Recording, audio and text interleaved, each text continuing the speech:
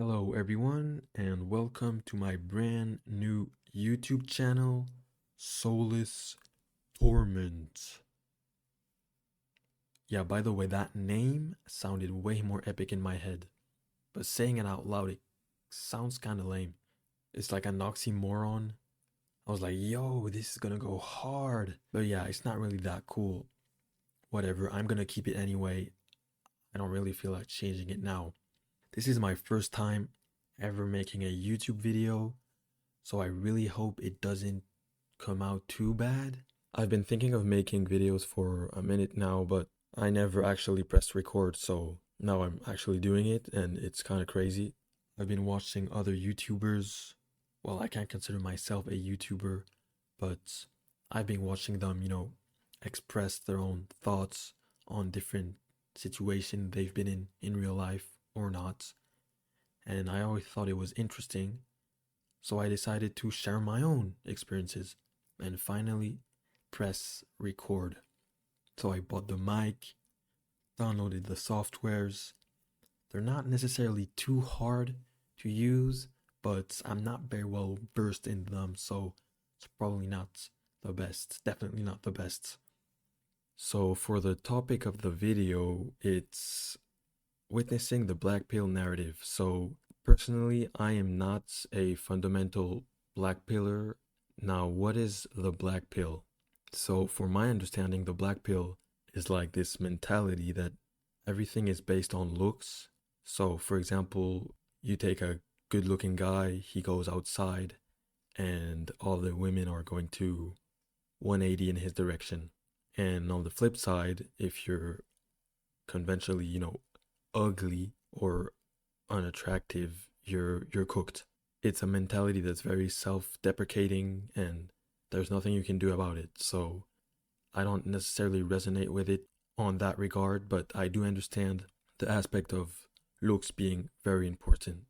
There is also the idea that black pillars are associated with incels, which incel means involuntary celibates. I think in itself it isn't a bad thing, but through time and how the internet works, it turned out to become this sort of insult or bad term that basically is associated with misogyny and guys who hate women. That's definitely not me.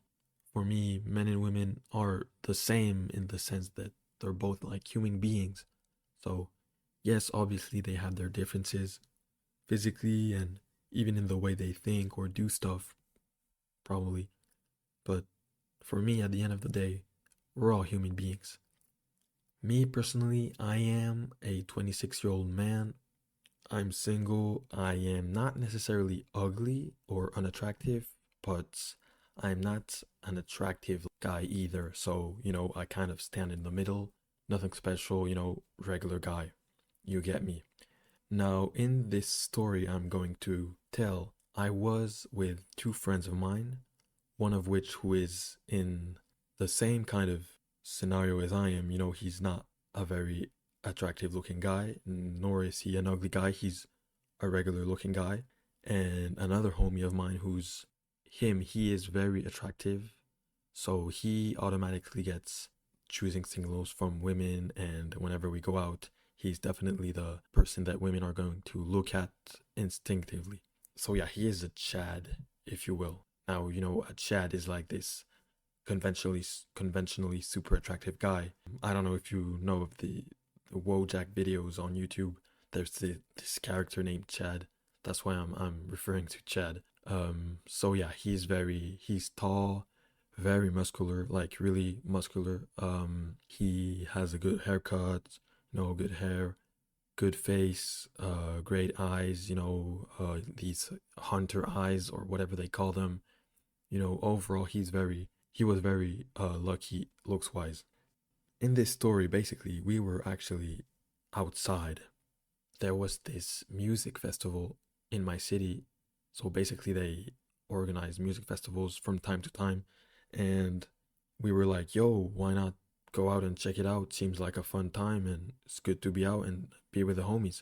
So we're out and about at this festival, and obviously, it's very crowded. And me personally, I do not like this kind of environment at all. Too many people, so many eyes looking through you, or looking at you, or looking at someone behind you.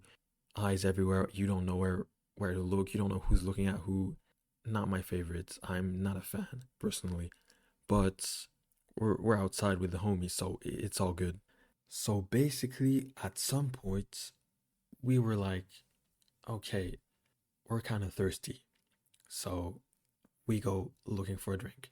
You probably know this, but in these kind of festivals, there's these stands where they sell food and drinks. So we decided to go up to one.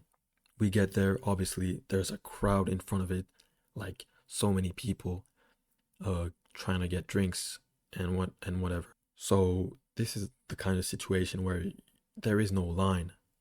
It's like every man for himself. So whoever's more, prominent and makes themselves present and goes gets in front. It's not like one a regular line where everyone there's no order. And for me, that's a bit of a complicated situation because I prefer order in that kind of scenario. But that's not how it is. So I just chill back kind of and wait, we get in the line, if you will. There's people in front of us, and me and my homie were next to each other, and in front of us is our other homie, the Chad, standing in front of us. So we're waiting, whatever. And so what happens is my Chad friend who's standing in front of us, he's not doing anything special, he's just minding his own business, looking around, doing whatever. Nothing special, really just standing around looking.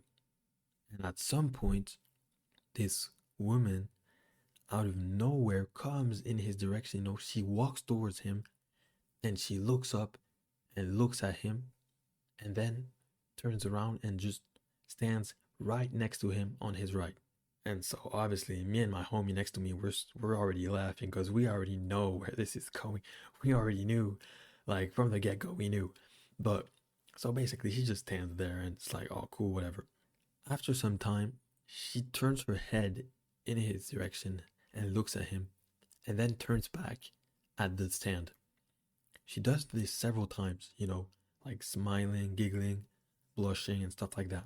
And my chat homie, he just looking in front of him. He's not really paying too much attention, you know what I mean? And at some point, he turns his head and looks at her, and she looks at him. When that happened, they lock in, like literally they lock in. And she starts giggling, laughing. They start talking, chopping it up. I don't know what they were chatting about, but whatever. And so me and my friend behind, we're like, okay, of course this was gonna happen. We're just there saying Chad live, Chad, we're witnessing Chad in real life and stuff like that. It was so funny. And so we're just there looking at them, and it felt like an eternity. It really did. I don't know what they were talking about, laughing, whatever. And at some point, the line kind of people left in front so we could go get a drink, and eventually she left. And we were just laughing and looking at the situation. We were kind of probably looking goofy as hell, but whatever. So then we comes back with the drinks, and we're all like hell yeah. And he's like, she was kind of pretty and stuff. And he's right, she was pretty. She was actually very pretty, which is probably also what is blatant because usually, attractive women don't walk up to guys and start talking or chatting and whatever. It's very rare. I mean, if anything, I've never seen it except from him. There's several occasions where stuff like this happens with him, so I can make other videos about it, but we're just dying because it's like it was so blatant. But the funniest part out of all this is that he has a girlfriend, and so obviously he wasn't going to pursue anything, but it was so funny. And then he told us that basically she was a tourist, which also it makes me think like a lot of times tourists have this mentality of what happens here stays here. So she was probably like, okay, I'm here, I can do whatever, I can be myself, I guess you could say in a way, and so go for what I really want. And so she came here and she saw my homie and she was like, he's attractive and I'm gonna go up to him. So that's probably what happened. She was so into him and like really she wanted to talk to him. Like I don't know how he managed to keep up a conversation for so long. Like she was really like into him and wanting to talk to him and laughing and everything. So it's like me personally, whenever I talk, I struggle to keep up the convo, keep it interesting, but it seemed so seamless for them. And it really looked like they were talking for so long. Maybe not as long as I think it was, but it was so easy. And yeah, that's pretty much what the story was about. It's a scene that's so obvious, and the way she came up to him and the signals she gave to him, was so obvious.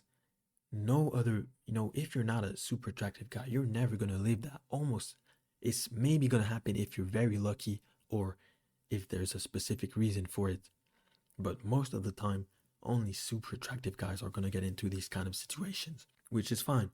Because, I get it. We're not all gonna be good looking. And, he's my homie, so I'm like, hell yeah, good for him. So, in conclusion for this video, looks are very much so important. Now, there's some things you can change, like your muscles, go to the gym, get jacked, your haircut, change it up. But fundamentally, your face is not going to change unless you go through plastic surgery, which is not something I recommend. But baseline, your face is going to stay the same. That's something that you're born with or not. And your height also is something you can't really change. Your ethnicity, stuff like that.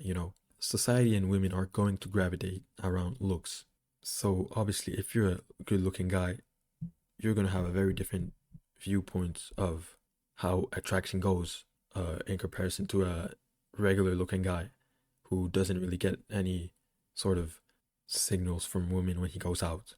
Now, the black pill viewpoint is really end all be all. There's no in between, which is where I disagree because I think there's many cases where men that are not very attractive get with women who are very attractive. And yes, there is the argument that many times the women are with a guy because he's rich or he has a big house or whatever, it's for his belonging or materialistic reasons. And unfortunately, I think there's a lot of cases where this is true.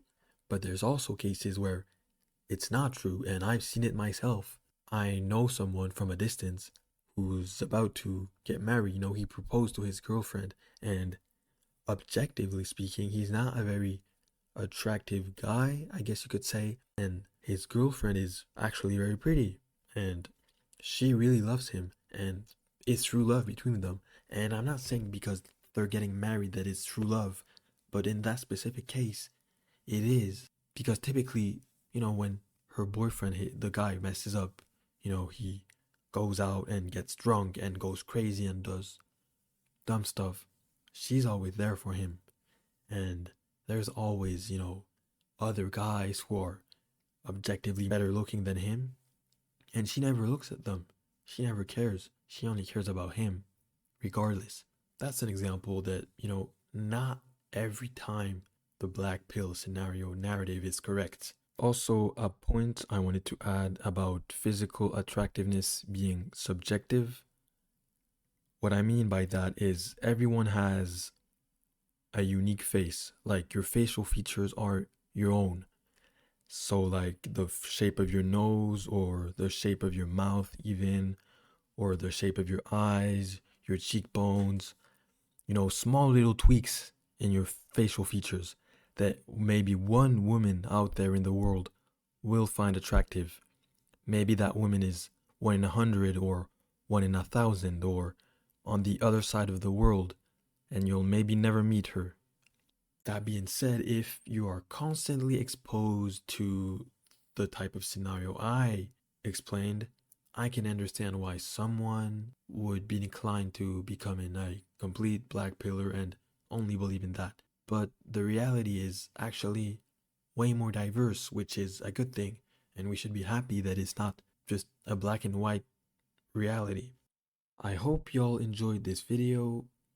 I just wanted to share my experiences and my stories that I've been through and my opinion on these said topics. I have many other stories I could share, which is what I would want to do eventually.